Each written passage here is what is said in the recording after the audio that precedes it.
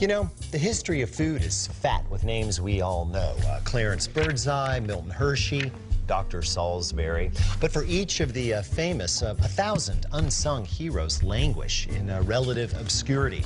Consider, for instance, Guy Beringer, who in 1895 wrote for a curious little English magazine called Hunter's Weekly. Now, Mr. Beringer, as an expert, would you mind describing to us the beginning of an average hunting day? Well, when going for birds, say pheasant, it is customary for the shooting party to depart quite early, pre-dawn in many cases, and far too early for a proper breakfast. So the tradition is to pack along a few morsels, some bread, cheese, charcuterie perhaps. Little cognac, maybe? To keep out the chill and steady the nerves. Steady the nerves, got it. So then it's off to blast the peasants. Pheasants. Quite. Now, when the ammunition has expired, say around 11, the party will return and tuck into a proper meal, complete with tea, crumpets, marmalade, kippers and the like. Kippers and the like. Now, this was the world that Beringer was writing for and about when he penned this provocative plea. In your own words, sir. Instead of England's early Sunday dinner, a post-church ordeal of heavy meats and savoury pies, why not a new meal served around noon, beginning with tea or coffee? By eliminating the need to get up early on Sunday, brunch would make life brighter for Saturday night carousers. The essay was titled Brunch, a Plea, and with it, Beringer coined the term brunch, a portmanteau of breakfast and lunch, and gave rise to our culture's last real civilized meal. Now, skip on down to the spiderweb part, down there. Brunch is talk compelling. It puts you in a good temper. It makes you satisfied with yourself and your fellow beings. It sweeps away the worries and cobwebs of the week. And that's just, it's beautiful. Yes, I rather thought so. So, clearly, Beringer intended for brunch to be prepared at home. And I, for one, say it's time that we took it back from restaurants who have bushwhacked it with platters of pasty, pastries, sticky, steamed table Belgian waffles, and dried up grainy Eggs Benedict. Eggs Benedict. Ironic that such an iconic dish, named for an infamous traitor, should suffer so at our hands. Well, I say the treachery stops here, because with just a few quality ingredients, a small smattering of science, and a mere dram of technical technique, Eggs Benedict won't just be what's for brunch, it'll be...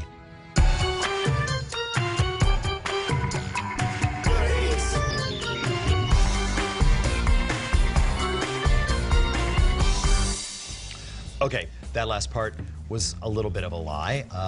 Benedict Arnold did not invent Eggs Benedict, nor were they named for traitor.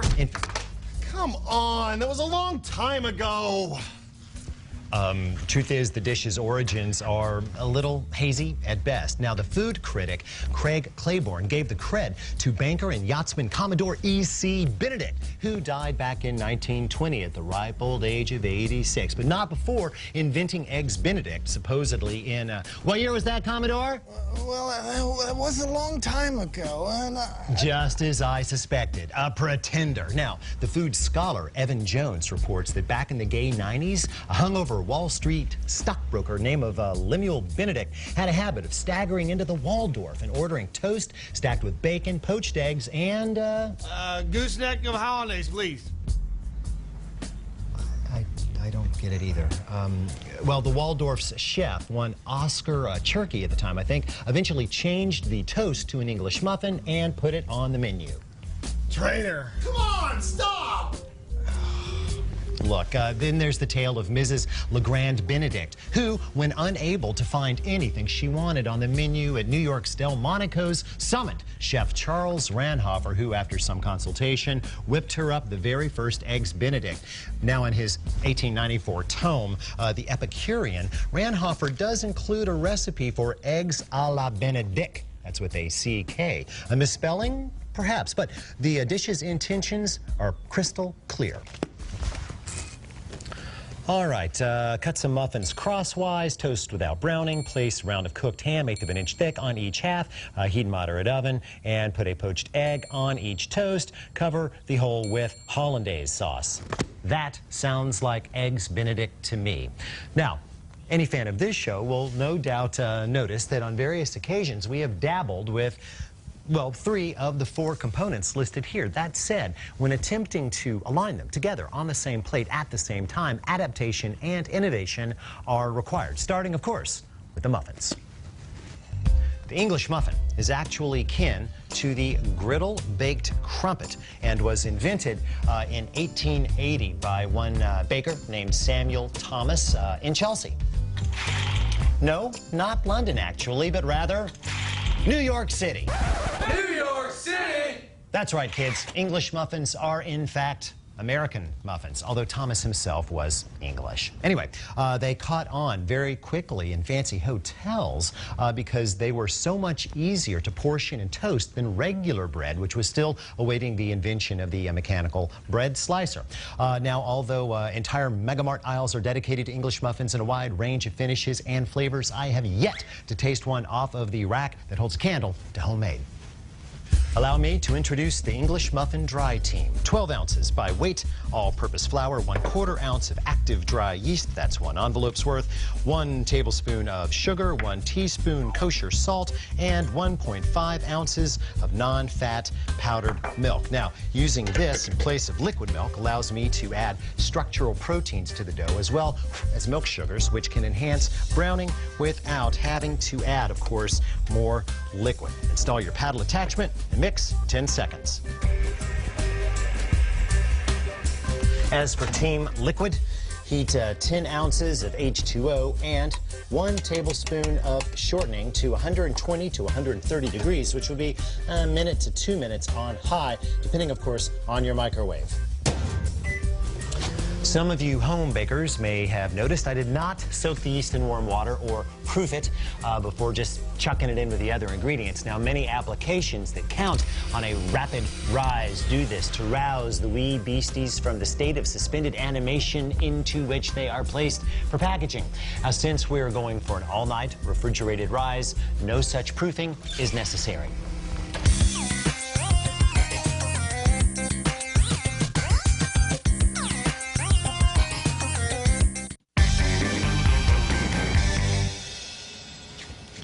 Add the water and shortening to the dry goods and slowly bring the mixer up to medium speed. And allow this to work for 3 minutes. And you're going to want to stop about halfway through the process to scrape down the sides of the bowl. Now, all this agitation will marry the water to wheat proteins to produce gluten, the springy, bungee-like 3-dimensional mesh that will provide an elastic and plastic structure capable of capturing most of the gas that will be produced by our delightful little yeasties. Kind of like that. There, time is up. Now that is some gooey stuff. It's actually more batter than dough. Why so wet? Because much of the water will turn into steam in the oven, providing additional lift, thus producing the big open nooks and crannies characteristic of the classic English muffin. Now, I'm going to let this rise directly in the work bowl, but I don't want it to get a skin on it. So a little plastic wrap before refrigeration. Whip this up, say, right after dinner on Saturday evening, and by Sunday morn, your dough will be infused with yeasty goodness. It'll also be stiff enough to take on a little extra air. Back onto the mixer with the same paddle, and we'll beat for another 3 minutes at medium speed. Meanwhile, we shall contemplate our muffin guidance system. Whether you cook them on a griddle or bake them in the oven, English muffins must be cooked inside some type of ring to have the proper shape and size. Now, here are a few rings, 4 that I picked up down at the Kitchen Emporium. It's about, I don't know, $8 to $10 for a set. You're going to need 8 for this application. Now, this, on the other hand, is an empty food can. Water chestnuts, I think, with the ends cut out. This was free, and it's taller, which means it can hold more batter, which means you've got the option of making taller muffins should you so desire. Now, either will work as long as they are properly lubed. So just set 8 of your choice on a sheet pan and blast with no stick. Oh, you know, you might want to cover up for this. There. Now, tradition would demand a cornmeal dusting, both top and bottom, but you know what? I don't like demands, and I prefer the flavor, texture, and look of rolled oats. So half a teaspoon goes into the bottom of each ring. 3 minutes is up, so we extract the dough, which is even gooier than it was before. Just about the only way to dose this out will be a spring-loaded disher, which happens to deliver 2 ounces. And just divide the dough between the rings evenly, about halfway full, I'd say. Once the dough is evenly distributed, or as close as you can get, sprinkle on another half teaspoon of oats on each and cover with parchment paper. Allow this to rest for 60 minutes so that the yeast can... You know, this persistent releasing of gas is only funny to small children and men with names like Beavis. Thank you. After an hour, your doughs will be nicely risen. So just recover with the parchment, then place another sheet pan on top and bake in the middle of a 400-degree oven for 20 minutes if you're using short rings, 30 if you're using tall ones like we are. By the way, I'm perfectly aware of the fact that English muffins traditionally are griddle fried, but believe me, when you're putting on brunch, you don't have time for that. When you have about 5 minutes left to go, pull the top pan and the parchment paper and allow the muffins to brown nicely. And by the way, you're looking for a finished internal temperature of 210 degrees. When they're finished, allow them to cool on the pan for 10 minutes before de-ringing. And if they give you a little trouble coming out, just use a paring knife or a little offset spatula to free the crust. Everything will just ease right out of the tube. These guys, oh yeah, those are fine.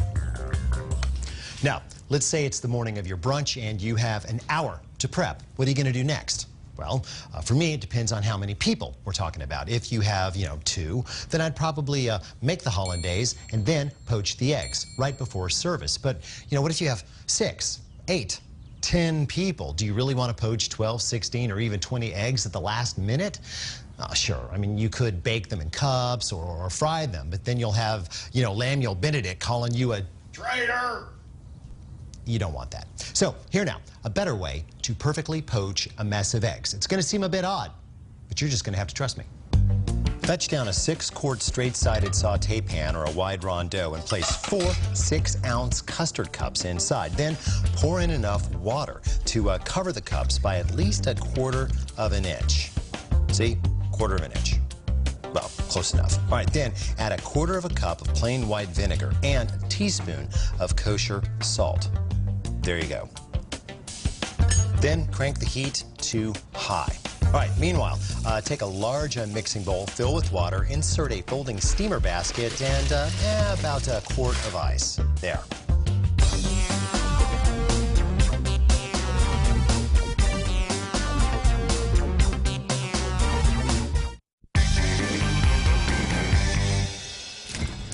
For 4 servings, we require 8 very fresh eggs. Over time, the thick white around the yolk, not to mention the yolk membrane itself, breaks down, making poaching all but impossible. So buy fresh or get yourself some chickens.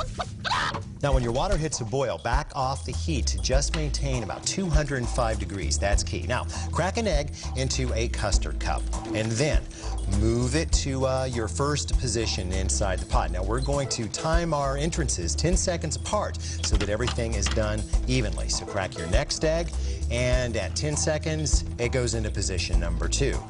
Another 10 seconds goes by, and we'll be ready to move into position number 3. There we go, and by 30 seconds in, of course, you will have 4 eggs in position. This is going to be very helpful when it comes time to extract. Now, 5 minutes is going to be the cook time, and keep monitoring that heat for 205 degrees. Now, at the 5-minute mark, we start extracting the eggs, pulling them out at 10-second intervals. This way, we know that everything is done evenly.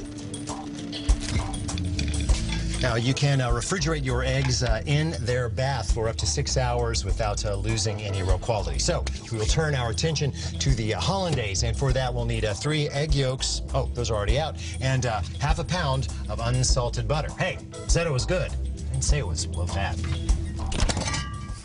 Besides providing color, moisture, and flavor, egg yolks contain a phospholipid called lecithin, a molecule with a split personality. One end can dissolve in water, while the other one dissolves only in fats. Now, as we build our sauce, we break the butter fat into small droplets, which become studded with these molecules and can therefore be held in a stable, suspended state inside the water phase of the sauce. Now, there are several different pathways to hollandaise. All right, there's blender method, there's the clarified butter method, the double boiler method. All will produce a useful sauce, but to my mind, only one delivers maximum flavor and optimum texture in a short amount of cooking time, and that is the infamous direct heat stove-top method, which, it turns out, isn't that scary at all.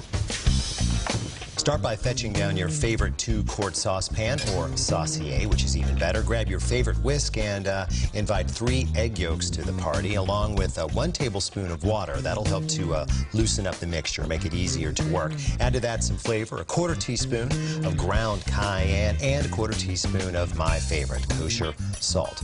There. Now we're going to beat this till it's light and frothy for 1 minute. When 1 minute is up, you can turn one of your burners onto low heat and then just start moving the pan off and on the heat at 10-second intervals. Now, if you have an infrared thermometer, you might want to shoot a temp every now and then, or use your instant read. The goal, hit 140 to 145 degrees tops and get there nice and slowly so that you don't scramble anything. So just keep moving it on the heat and off the heat, back and forth. All right, we are at 140, or very close to it, and if you look, you can see that the eggs aren't running around the pan anymore. They look kind of like a stirred custard, so it is time to add the butter, 1 pat at a time. Now, we want to keep the mixture at around 120 degrees. Okay, when half the butter is in, add 1 tablespoon of the lemon juice. Now, at this point, don't worry if things don't thicken up too much. Keep in mind, butter is 12 to 15% water, so as it melts, the water part is going to keep the sauce thinned out, and that's good because it makes the emulsion easier to tin, both on and off the heat.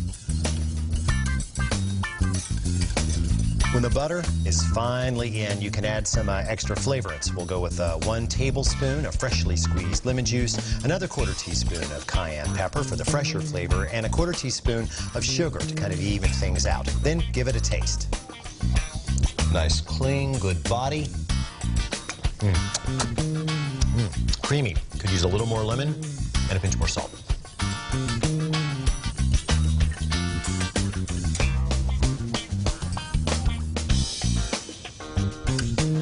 To store, preheat a wide-mouth thermos with really hot water. Dump out the water, pour in the hollandaise, and seal. Now, you're going to be able to hold this for an hour to maybe 2. After that, the quality will head downhill fast.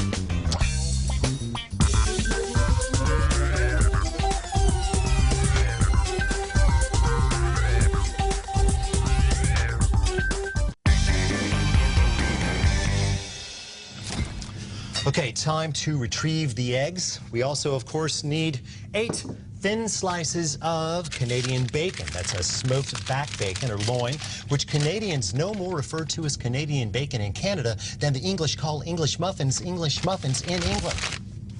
Yeah, that's right.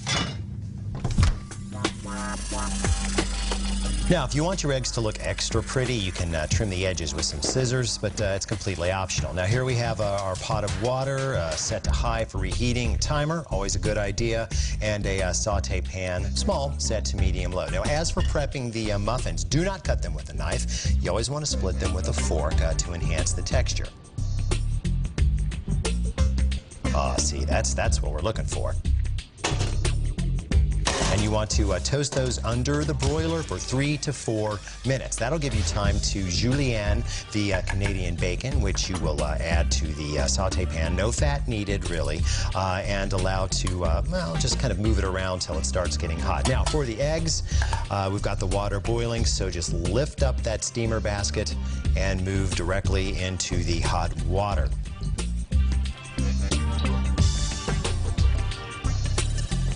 That's going to take about a minute, maybe 2 to heat up. Cut the water off, no heat needed. Timer is running. Another minute, your ham is done, and stop your timer and extract your eggs. Now, I like to use just the handle of a ladle for this, nice and handy. And you can just slide some metal skewers under that to kind of prop them above that hot steaming water to keep them warm till the last moment. Now, we prep the plate. Oh, of course, the fruit salad and asparagus is optional. Now, I like to put a little bit of the hollandaise under each one of the English muffin halves to keep things from sliding around, just in case, you know, things get crazy. Then some of the Canadian bacon goes down, shredded, very nice, easier to eat than a whole piece. One egg goes on top of each of those, and then, of course, the piece de resistance, the hollandaise. And look, see how that kind of sits up there but runs down the side? That's exactly what you want to see. Perfect. Well, regardless of how Eggs Benedict came into being, I think we all owe Mr. Guy Beringer a big fat thanks, and a promise not to screw up his meal ever again. As for Eggs Benedict variations, I must admit, I sometimes eat mine as a sandwich, and sometimes I mix a little crab meat into the bacon. Traitor!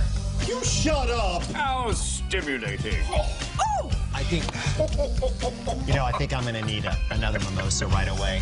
See you next time on Good Eats.